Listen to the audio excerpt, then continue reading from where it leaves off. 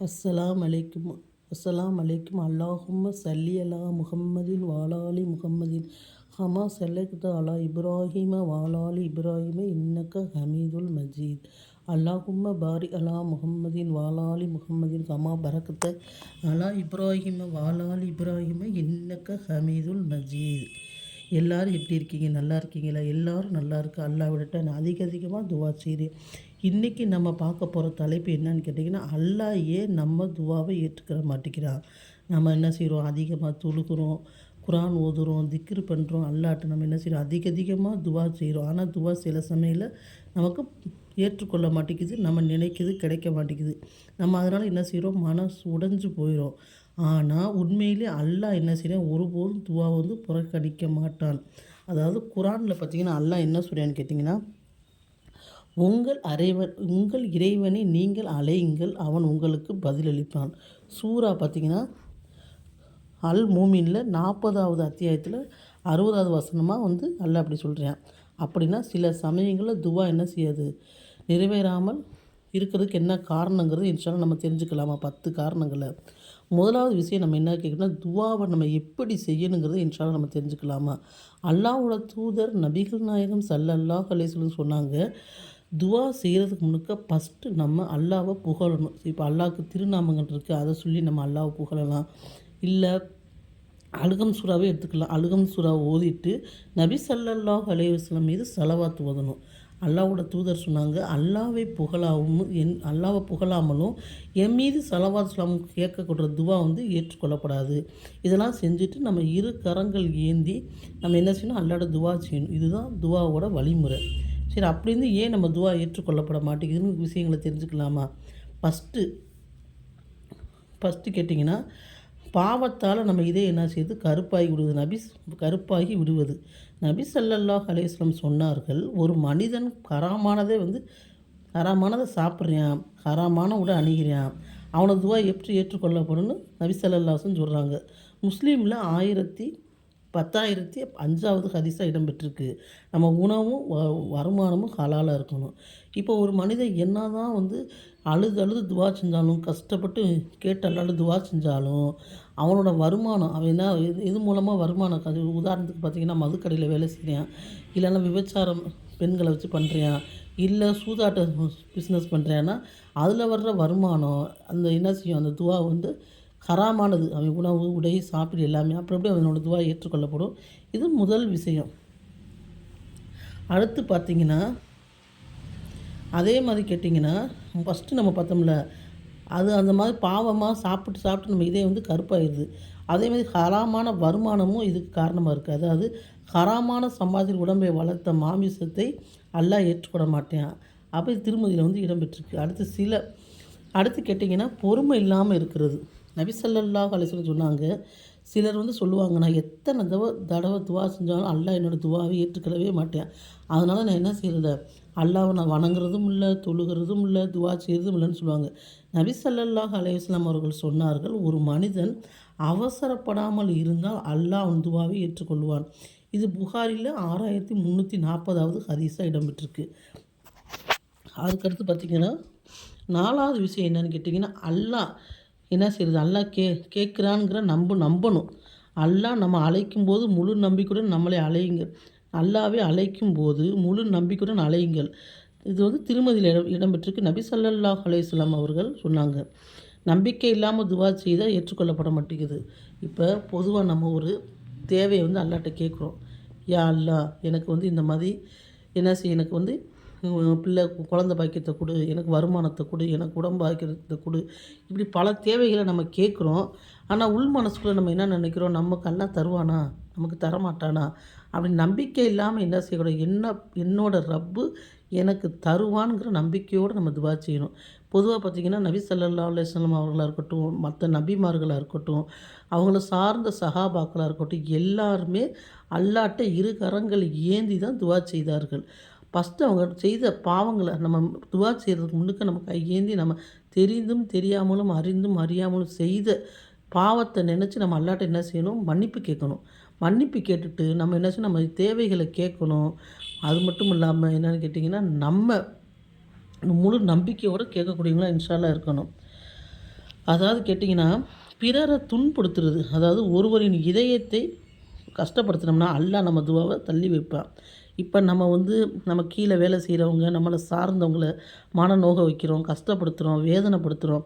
அப்படிங்கிறப்ப அல்லாஹ் எப்படி நம்ம துவாவ நம்ம அல்லாஹ் சுப்ஹானஹு வ தஆலா படைத்த அனைத்து மனிதரும் அல்லாஹ் தான் படைத்தான். அப்படி இருக்கிறப்ப நம்ம ஒரு மனுஷர கஷ்டப்படுத்துனோம்னா, அல்லாஹ் துன்பப்படும் துவாவுக்கு இடையே என்ன செய்ய மாட்டான், ஒரு மனுஷர வந்து நம்ம துன்பப்படுத்திக்கிட்டே இருக்கிற காலமெல்லாம் நம்ம துவா ஏற்றுக்கொள்ளப்படாது. புகாரி. அடுத்து பார்த்தீங்கன்னா, பெற்றோர்களை நோய்வினை செய்வது. அதாவது பெற்றோரின் மகிழ்ச்சியில் அல்லாஹ் மகிழ்ச்சி. அவரின் கோபத்தில் அல்லாஹ்வின் கோபம். அவர்கள் திருப்தியில இருந்தா தான் துவா ஏற்றுக்கொள்ளும். அவர்கள் என்ன செய்வாங்க, அவங்கள நோய்வினப்படுத்தினா நோய்வினப்படுத்தினோம்னா அவங்க துவா ஏற்றுக்கொள்ளப்படாது.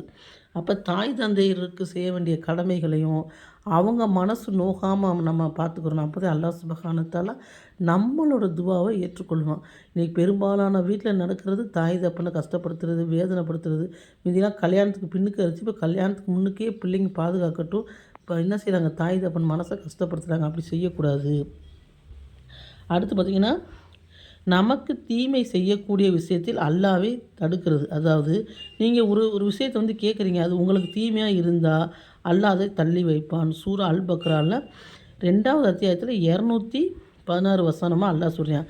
அல்லாஹ் நமக்கு தெரிந்ததை விட நன்மை அல்லாஹ்வுக்கு தெரியும். இப்போ வந்து நம்ம ஒரு துவா செய்கிறோம், யா அல்லாஹ் என் பிள்ளை வந்து என் பிள்ளைக்கு வந்து அவன் வந்து நல்லா இருக்கணும், அவனுக்கு நல்ல உலக கல்வி கொடு, இம்ம கல்வி கொடு, அவனுக்கு பறக்கத்து எல்லாம் ஏதோ ஒரு தேவை அவனுக்கு நம்ம கேட்குறோம். இல்லாட்டி நம்ம பிள்ளைகளுக்கு வந்து குழந்தை பாக்கியம்லாம் இருக்குது, குழந்தை பாக்கியத்தை கொடுறா அல்லான்னு கேட்டுக்கிட்டே இருக்கும் கொள்ள நாள். ஆனால் அல்லாஹ் கொடுக்கவே மாட்டேங்கிறான். அப்போ நம்ம நினைக்கிறோம், ஏன் நம்ம அல்லாட்ட இவ்வளோ நாளாக துவா செஞ்சுக்கிட்டே இருக்கோம், ஏன் நம்ம ரப்பு நமக்கு தரலண்டா. இப்போ பின்னுக்கு வர்றது அல்லாஹ் அறியும். இப்போ அந்த பிள்ளைக்கு வந்து ஏதோ ஒரு ஆபத்து இருக்கலாம். இப்போ இந்த நம்ம பிள்ளைக்கு வந்து ஏதோ ஒரு உடல் ரீதியாக நோய் வரலாம், இல்லை உயிருக்கே ஆபத்து இருக்கலாம். இந்த மாதிரி இருக்கிறப்ப அல்லாஹ் சுப்ஹானஹு வ தஆலா என்ன செய்வேன், அந்த பிள்ளையை தான் பாதுகாக்க பார்ப்பேன். அதை விட்டுட்டு இப்போ நம்ம அந்த நேரத்தில் பாதுகாக்கிறது நமக்கு மெயின். இப்போ நம்ம ஆணுக்கோ பெண்ணுக்கோ குழந்தை இல்லைன்னா நம்ம பிள்ளை இருக்கும், ஆனால் குழந்தை பின்னுக்கு அல்லாஹ் சுப்ஹானஹு வ தஆலா தருவேன். இப்போ அதுக்கு ஏதோ ஒரு நோய் மூலமாக அதுக்கு ஆபத்து வரலாம், இல்லை வேறு ஏதாச்சும் ஒரு ஆபத்து வரலாம்னா அந்த ஆபத்து நமக்கு தெரியாது, அல்லாஹ்வுக்கு தான் தெரியும். அப்போ அந்த ஆபத்தை அல்லாஹ் சுப்ஹானஹு வ தஆலா இந்த துவா மூலம் சரி பண்ணுறேன் அப்படி நம்ம நினச்சிக்கிறோம். அல்ஹம்துலில்லாஹ், அதுதான் உண்மை. அப்போ இந்த துவாவில் வந்து துவா செய்யும் நேரத்தை நம்ம ஃபஸ்ட்டு அறிஞ்சுக்கிறணும். அல்லாஹ்வோட தூதர் நிறையா நேரம் நமக்கு சொல்லியிருக்காங்க. பொதுவாக நம்ம துவா சொல்கிறதுக்கு பார்த்திங்கன்னா, நம்ம வீட்டு அருகே பள்ளிவாசல் இருந்துச்சுன்னா 5 நேரம் வாங்க சொல்லப்படும். அல்லாஹ்வோட தூதர் சொன்னாங்க, வாங்குக்கும் இக்காமத்திற்கும் இடையில் கேட்குற துவா கண்டிப்பாக ஏற்றுக்கொள்ளப்படும். அந்த நேரத்தில் சொர்க்கத்தின் வாசல்கள் திறந்துபட்டிருக்கும். நீங்கள் இம்மை மறுமை தேவைகளை அதிகமாக கேளுங்க. இப்போ வாங்க சொன்னோன்னா சலவாத் ஓதிட்டு நபி ஸல்லல்லாஹு அலைஹி வஸல்லம் வாங்கு துவாவும் சொல்லிவிட்டு நம்ம இம்மை தேவைகளை கேட்கலாம். அடுத்து தஹஜத் நேரம் சிறந்த நேரம், அப்போ கேட்கலாம். ஒவ்வொரு ஃபர்லு தொழுகைக்கு பிறகும் நம்ம துவா செய்யலாம். ஜிம்மா நேரத்தில் ஒரு நேரம் உண்டு, அப்போயும் நம்ம துவா செய்யலாம். அது மட்டும் இல்லை, நோன்பு திறக்கிற நேரத்தில் நோம்பாளியோட துவா அது ஏற்றுக்கொள்ளப்படும். அப்போ சேவல் கூவுற நேரம், மழை பெய்கிற நேரம், காபத்துள்ளால கேட்கக்கூடிய துவா, இப்படி நம்ம நிறைய துவா ஏற்றுக்கொள்ளப்படுற நேரம்லாம் இருக்குது. அந்த நேரத்தை பயன்படுத்தி நம்ம துவா செய்யணும். துவாவில் வந்து நபி ஸல்லல்லாஹு சொன்னாங்க, துவா செய்யும்போது மனதுடன் செய்யுங்கள், கவனம் இல்லாமல் செய்யும் துவா அல்லாஹ் ஏற்றுக்கொள்ள மாட்டான். திருமதியில் வந்து இடம்பெற்றிருக்கு. அடுத்து கேட்டிங்கன்னா, பாவத்தில் வந்து உறுதியாக இருப்பது. துவா செய்யும்போது அதே நேரம் பாவத்தை தொடர்ந்து செய்தால் அல்லாஹ் என்ன செய்வான், நம்ம நிலையை மாற்ற மாட்டான். அதாவது அல்லாஹ் ஒரு சமுதாயத்தை நிலைநாட்ட மாட்டான். அதாவது அவர்கள் வந்து மாறாவிட்டால். சூரா ரத்தில் வந்து 13வது அத்தியாயத்தில் 11வது வசனமாக சொல்லியிருக்கேன். அதாவது துவா செய்யும் நேரத்தில் நம்ம பாவத்தை செஞ்சுக்கிட்டே துவா செஞ்சோம்னா துவா ஏற்றுக்கொள்ளப்படுமா நினச்சி பாருங்கள். ஒரு பாவம் செஞ்சுக்கிட்டே இருக்கும். இப்போ உதாரணத்துக்கு ஒவ்வொருத்தவங்களுக்கும் ஒரு கெட்ட பழக்கம் இருக்கும். மனிதனாக பிறந்தால் வந்து தவறு செய்கிறது மனிதனுடைய இயல்பு. அந்த தவறை வந்து நம்ம சரி செய்யணும். சரி செய்யாமல் நம்ம அந்த பாவத்திலே இருந்தோம்னா என்ன செய்ய, நம்ம துவா ஏற்றுக்கொள்ளப்படாது. ஒரு சமுதாயத்தை அல்லாஹ் வந்து நல்லா நிலைமை கொண்டு வர நினச்சா அந்த சமுதாயம் தவறு செய்துக்கிட்டே இருந்தால் அல்லாஹ் என்ன செய்ய மாட்டேன், அதுவும் மாற்றத்தை தரமாட்டேன். அல்லாஹ்வோட தூதத்தை ஒரு மனிதர் வந்து சொன்னார். இன்னொரு மனிதர் வந்து என்ன செய்கிறாரு, தொழுகிறாரு, எல்லாமே செய்கிறாரு, இரவில் திருடுறாருன்னா அப்போ அல்லாஹ் தூதர் சொன்னாங்க, அவரோட தொழுகை அதாவது அந்த தொழுகை வந்து கரெக்டாக இருந்துச்சுன்னா, ஒழுங்காக இருந்துச்சுன்னா அவர் அந்த பழக்கத்தை நாள்களை விட்டுருவார் அப்படின்னு. அப்போனா நம்ம ஒரு தொழுகையை வந்து உள்ளச்சத்துடன் அல்லாஹ்க்கு பயந்து தொழுதோம்னா, நம்மட்ட இருக்கிற கெட்ட பழக்க வழக்கங்கள் நம்மளை விட்டு மாறிடும். இப்போ உதாரணத்துக்கு வந்தால் அடுத்தவங்க பொய் பேசுகிறது, வட்டிக்கு வாங்குறது, ஹராமான தொழில் பண்ணுறது, அடுத்தவங்கள கஷ்டப்படுத்துறது, ஏதோ ஒரு கெட்ட பழக்கம் நம்மகிட்ட இருக்குன்னா, நம்ம 5 நேர தொழுகை பேணுதலா இருந்துச்சுன்னா, நம்மளை விட்டு அந்த கெட்ட பழக்கம் என்ன செய்யும்? கண்டிப்பா மாறிரும். அப்ப நம்ம என்ன செய்யணும்? அல்லாஹ் நம்ம துவாவை எப்பொழுது ஏற்கிறான், அவன் அவன் 3 வழியில வந்து நம்ம துவாவை ஏற்றுக்கிறான். அல்லாஹ்வோட தூதர் சொன்னாங்க. உடனே அந்த துவா வந்து ஏற்றுக்கொள்ளப்படும். அப்புறம் அதுக்கப்புறம் பார்த்தீங்கன்னா, அது கியாமத்து நாள்ல கூட அல்லாஹ் வந்து சேமிச்சு வச்சு நெறையா தருவானாம். அப்ப அந்த அடியான் சொல்லுவானா, யா அல்லாஹ் இவ்வளோ நன்மை எனக்கு அப்படின்றது நீ கேட்ட துவாவை நான் பத்திரம் பண்ணி வச்சிருந்தேன்னு சொல்லி அல்லாஹ் சொல்லுவானாம். அப்புறம் ஒரு மனிதன் துவா செய்தால் அல்லாஹ் அவனை வெறுமையா என்னென்ன செய்ய மாட்டானா, அனுப்ப மாட்டானா. அஹ்மதுல வந்து இடம்பெற்றிருக்கு. அப்ப பொதுவா நம்ம நபிகள் நாயகம் ஸல்லல்லாஹு அலைஹி வஸல்லம் சொன்னாங்க, ஒரு மனிதன் கையேந்தி துவா கேட்குறான்னா, அந்த கையை வெறும் கையோடு அனுப்புறதுக்கு அல்லாஹ் வெட்கப்படுகிறான். இந்த 3 வழியெல்லாம் வந்து தந்துருவியான். உடனே தந்துருவியான். சில காரணங்கள் தாமதப்படுத்தி தருவியான். அப்படி இல்லைன்னா மறுமை நாள்ல அதை என்ன செய்வேன் தருவியான். ஆனா கண்டிப்பாக அந்த துவா வந்து ஏற்றுக்கொள்ளப்படும். நம்ம என்ன செய்யணும்? பொறுமையோடு இருக்கணும். அதாவது இந்த விஷயங்கள நம்ம 10 விஷயங்கள பேணுதலா வந்து நம்ம செய்யணும். ஃபஸ்ட்டு என்னன்னு கேட்டிங்கன்னா, பாவத்த வந்து அதிகமா நம்ம என்ன செய்யக்கூடாது? செய்யக்கூடாது.